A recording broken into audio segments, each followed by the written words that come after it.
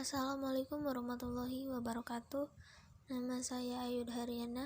Di sini saya akan menceritakan peristiwa Rengas Dengklok secara singkat. Simaklah video ini dengan cermat. Peristiwa Rengas Dengklok adalah peristiwa penculikan yang dilakukan oleh sejumlah pemuda, antara lain Soekarni, Wikan, Aidit, dan Hairul Saleh dari perkumpulan Menteng 31 terhadap Soekarno dan Hatta. Latar belakang peristiwa Rengas Dengklok. Pada waktu itu, Soekarno dan Hatta, tokoh-tokoh menginginkan agar proklamasi dilakukan melalui PPKI. Sementara golongan pemuda menginginkan agar proklamasi dilakukan secepatnya tanpa melalui PPKI yang dianggap sebagai badan buatan Jepang.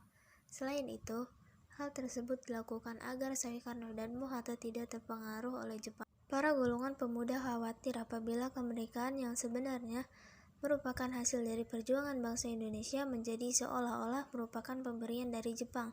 Sebelumnya, golongan pemuda telah mengadakan suatu perundingan di salah satu lembaga bakteriologi di Pegangsaan Timur, Jakarta pada tanggal 15 Agustus. Dalam pertemuan ini diputuskan agar pelaksanaan kemerdekaan dilepaskan segala ikatan dan hubungan dengan janji kemerdekaan dari Jepang.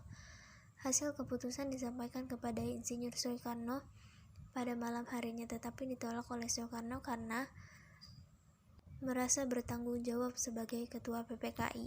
Menghadapi desakan tersebut, Soekarno dan Hatta tetap tidak berubah pendirian. Sementara itu di Jakarta, Hairul dan kawan-kawan telah menyusun rencana untuk merebut kekuasaan. Tetapi, apa yang telah direncanakan tidak berhasil dijalankan karena tidak semua anggota PETA mendukung rencana mereka tersebut. Proklamasi Kemerdekaan Republik Indonesia rencananya akan dibacakan Bung Karno dan Bung Hatta pada hari Jumat 17 Agustus 1945 di lapangan Ikada yang sekarang telah menjadi lapangan Monas, atau di rumah Bung Karno di Jalan Pegangsaan Timur nomor 56. Akhirnya dipilih rumah Bung Karno karena di lapangan Ikada sudah tersebar bahwa ada sebuah acara yang akan diselenggarakan, sehingga tentara-tentara Jepang sudah berjaga-jaga untuk menghindari kericuhan antara penonton-penonton saat terjadi pembacaan teks proklamasi. Dipilihlah rumah Soekarno di Jalan Pegangsaan Timur nomor 56. Teks proklamasi disusun di Rengas Dengklok di rumah Dijau Kie Siong. Bendera merah putih sudah dikibarkan para pejuang di Rengas Dengklok pada Kamis tanggal 16 Agustus sebagai persiapan untuk proklamasi kemerdekaan Indonesia. Karena tidak mendapat berita dari Jakarta, maka Yusuf Kunto dikirim untuk berunding dengan pemuda-pemuda yang ada di Jakarta. Namun sesampainya di Jakarta, Kunto hanya menemui Wikanda dan Mr. Ahmad Soebarjo. Kemudian Kunto dan Ahmad Soebarjo ke Rengas Dengklok untuk menjemput Soekarno, Hatta, Fatmawati, dan Guntur. Ahmad Soebarjo mengundang Bung Karno dan Hatta berangkat ke Jakarta untuk membacakan proklamasi di Jalan Pegangsaan Timur nomor 56.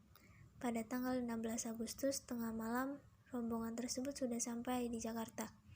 Keesokan harinya, tepat tanggal 17 Agustus 1945, pernyataan proklamasi dikumandangkan dengan teks proklamasi kemerdekaan Indonesia yang diketik oleh Sayuti Malik menggunakan mesin ketik yang dipinjam, tepatnya sebetulnya diambil dari kantor Kepala Perwakilan Angkatan Laut Jerman, Mayor Laut Dr. Herman Kandel.